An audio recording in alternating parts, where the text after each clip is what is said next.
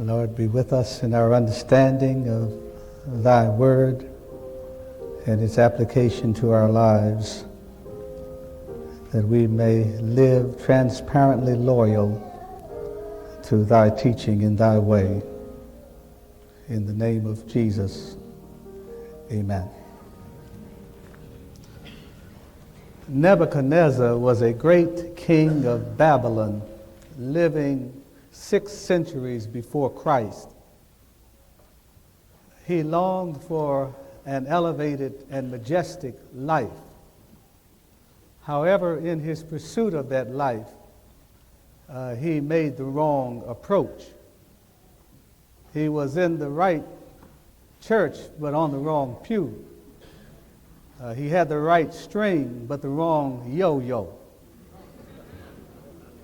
This was illustrated by an episode in his life that we read together a little earlier in the Old Testament. Let's walk with Nebuchadnezzar for a few moments this morning. It was 575 BC. Walk with him along the streets of ancient Babylon and see the renovated temples in that city. See the rebuilt palace with its hanging gardens, which according to the Greeks was one of the 7 wonders of the world. Nebuchadnezzar was a builder. Let's walk with him along that massive wall that surrounded ancient Babylon. A wall so wide that horses and chariots could move together, side by side, and see the relics, the trophies of war that he had collected. He was not only a builder, but he was a soldier, a military genius who had never lost a battle.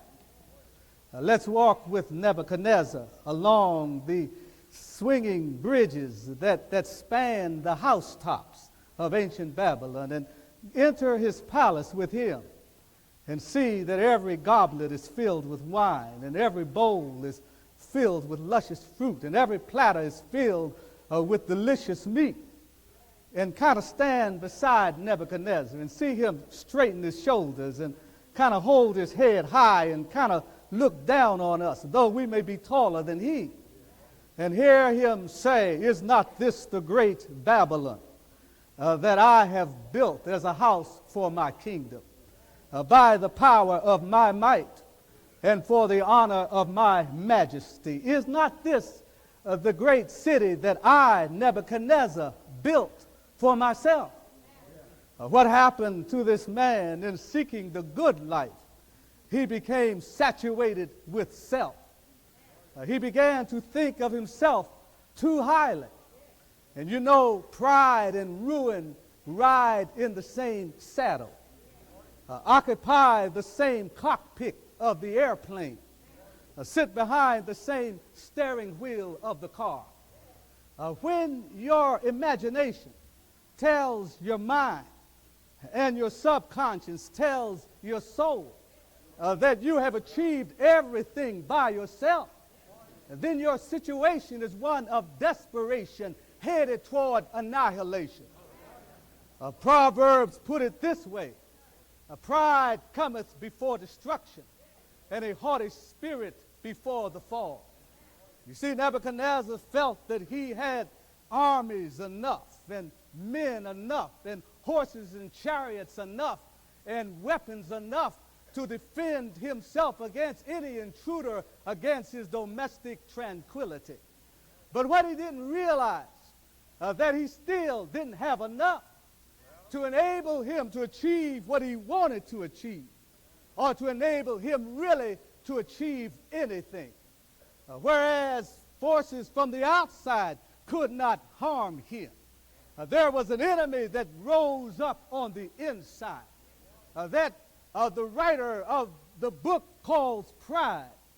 And because of this enemy within, a condition was created on the inside of Nebuchadnezzar that overflowed to the outside, that everybody could see that there was something wrong with this man. He had a dream, and Daniel, the local interpreter, told him that dream was a reflection of what would happen to him if he didn't get right with God. He dreamed of a huge tree, and the tree was cut down, and the branches were spread, and nothing left but the stump. And he was puzzled and troubled about that dream. And so Daniel said, well, that tree is you. If you don't realize that God is God, that tree is you. You will be cut down, and your branches will be spread. And so Nebuchadnezzar didn't heed what the warning was that God had given to him through the dream as interpreted by the prophet Daniel. And so after a year, we find this man developing a condition on the inside. And it began to show on the outside. We would call it mental illness today, but on the outside, his hair grew long like eagle's feathers, and his fingernails became like claws of birds. And he went out into the field and began to eat grass like the oxen. Everybody knew that the king had fallen. The tragedy of Nebuchadnezzar is something that we can see around us today. After 7 times, the writer says, Nebuchadnezzar came to his senses and recognized God for who he really is, God as God. And he came to himself like the prodigal son, and he was restored to his ability to function once again. Now the lesson that we get from Nebuchadnezzar is a lesson that instructs us today in this very hour. You see, Nebuchadnezzar had the right intention. He wanted to go up to an elevated, a good, a meaningful, a productive, a rewarding, and abundant life. But he had the wrong approach. And there are a lot of people today who want to go up in life. Every sound-minded person wants to go up in living, to have a high quality of life, to have a kind of security in that person's existence, to move up to a meaningful and rewarding life. But the question is, how are you trying to get to that life? Life can be seen as a staircase. You know, the kind of staircase that has 2 sides. One goes up and the other goes down. And we can say that we know that we get older year by year. But the question is whether we move forward or whether we go back, whether we go up or whether we go down.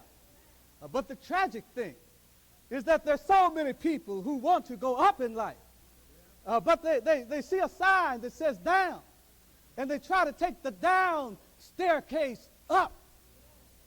You see this in buildings sometimes. People going down, crowds going down, and the sign says down, and you see somebody struggling, trying to go up that side. You see that in Shiloh. After service is over, the crowd of people are going down, but sooner or later somebody's trying to go up, trying to go up when everybody's going down. You see this quite often with escalators. I think that's the best example. Everybody who has little children that get old enough to be rambunctious will see those children looking at that down escalator and trying to go up the one that's going down. And often the mother will say, don't do that. It's dangerous. You can't make it to the top like that. Especially little boys say, don't do that. Get on the up escalator. It's dangerous. You will hurt yourself. Well, there's some people who are like this in life. There's a down escalator, and it's crowded, and they're trying to go up the escalator that's going down. The crowd on the escalator, in theological understanding, are people who are going down to violence and criminal activity, down to alcoholism, down to drug addiction, down to hedonism, down to selfishness and wickedness, down to death. down, down, down. But you find some people who will kind of get in that crowd and try to go up and try to climb up while everybody is going down. And when you try to do that, you've got to kind of go around the crowd. And you've got to painfully move by the people who are going down. And then you find that if you're not careful, if you stand still just a little while, you end up down further than you were when you started out. I remember this member of Shiloh who came from the neighborhood. And she had a very difficult early life. She was an alcoholic. And the man who was the father of her children was a drug addict. And so they came here, and the Shiloh missionaries and deaconesses kind of wrapped arms around them. And we talked to them. And eventually we gave him a job. And we helped her and the children. And we provided housing for them. And she came to church. She had a good mind. And she was able to recite poetry, had a good background, but was going down in life. And so she decided to get married, and I performed the ceremony. And then Jessie was active and coming here all the time, and she decided to stop drinking. And she said to me, Reverend Gregory, you know, I've tried to straighten things out, and my friends seem to be so upset. When my husband and I go to visit them, or when they come to our house, they always bring a lot of alcohol, and they try to insist on us drinking again, and they try to pour it in my lemonade and punch. They seem to be so unhappy because I'm trying to change. You know, it's so tragic to see people in a wrong crowd trying to go up. Our young people need to learn this. If you get in a crowd of boys or girls that are going down, it's twice as hard for you to go up because they're standing in the way, and you've got to kind of go around them to try to go up to the next level. And then there are forces that kind of drag you down anyway. You know, an escalator, if you just stand still, you go down. There are the hidden persuaders. There are forces in society, in advertisement. There are impersonal forces that kind of nudge you and cause you to go down when you would go up.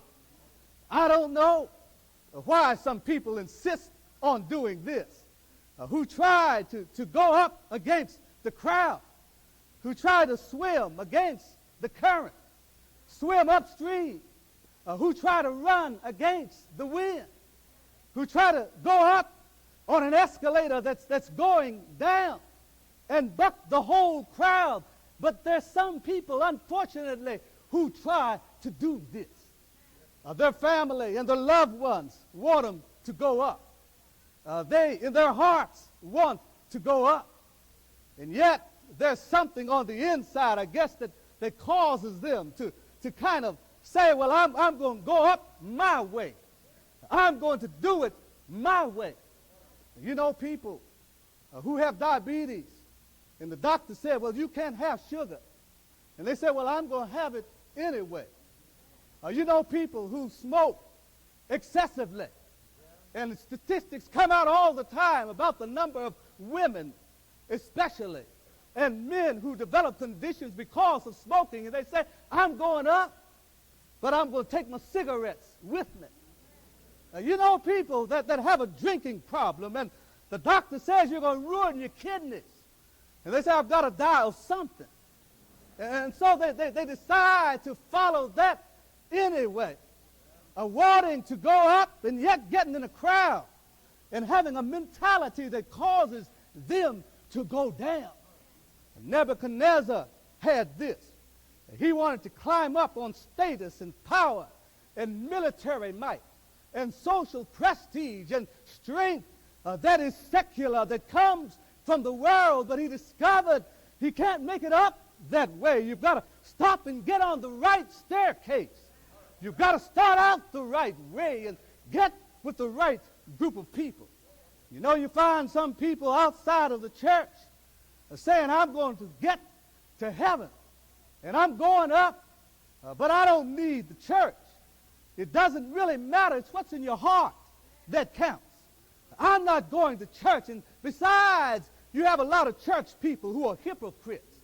They're further down than I am. They're not as good as I am, so why should I have to go to church? I can make it on my own. But people like this do not realize, do not recognize, do not understand, have not entertained the notion, have not received the truth that they are on the wrong escalator. They are going down, and church folk are going up. And you may see somebody that's below you outside of the church, but just wait a while.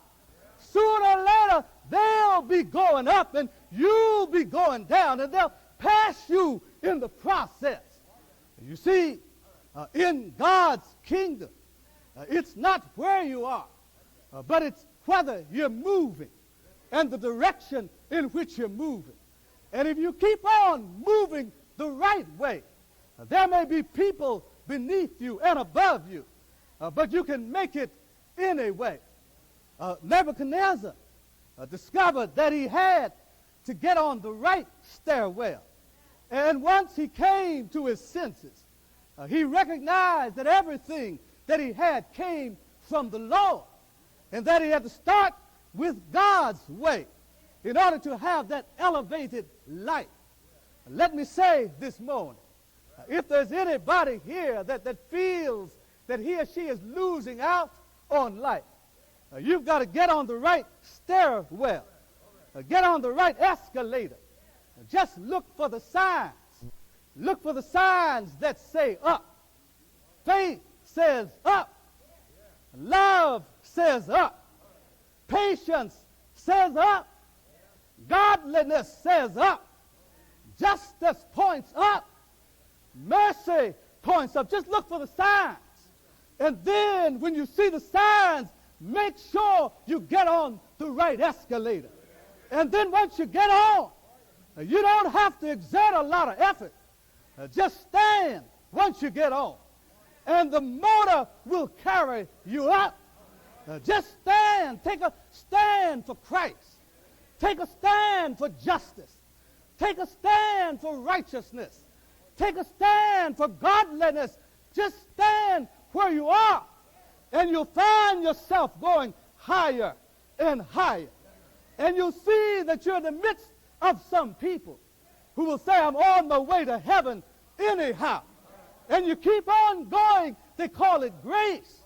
Somebody said, grace woke me up this morning. Grace started me on my way. Grace will make you love your enemies. Grace will keep you day by day. You may see somebody that's lower than you, but if you just wait long enough, and if they keep on standing, they'll end up where you are. You may see somebody higher than you in holiness, but if you just hold on, prayer is the rail. Say, Lord, help me to hold on. If you just hold on, you'll get where they are someday. But you always find some people that climb as they ride. They kind of move to the side of the escalator. Others move to the side, and they start climbing. They want to get a little higher sooner. They want to exert a special effort to get to the top a little sooner, so they climb while they're riding. You've got some Christians like that. They go to prayer meetings. They exert an effort. They call on the Lord. They say, I need thee every hour. Most precious Lord, temptations lose their power when thou art nigh. I need thee. Oh, I need thee. Every hour I need thee. Oh, bless me now, my Savior. I come to thee. And what they're doing is that they're climbing as they go. There's some people who give tithes and offerings. And they say, what can I give to the Lord for all his business, for all his benefits? And so they give of their tithe. And then they give an offering in addition to what they give. Some of us heard the president of the D.C. convention say he looked back over his commitment. And he said, last year I gave 11%. But by God's grace, in a few years from now, I'm going to give 15% of all that God has given to me to the cause of Christ. Climbing as you walk, as you ride, climbing. There's some people that go into missionary service that reach out and say, I'll quit the job that I have, and I'll go in the field to rescue the perishing and care for the dying. There's some people that will adopt a little child, that will see a little child running the streets of Washington and say, I'll be a surrogate mother. I'll be a surrogate father to that little child. There's some people that will adopt a senior citizen, saying, I know that person is all alone, but I'll do something. I'll be a child. I'll help that person to have a new lease on life. There are people who are willing to climb as they ride. The old spirituals used to talk about that, and they called it, they didn't have escalators back then, but they said, we are climbing Jacob's ladder, the soldier of the cross. Do you think I'll make a soldier?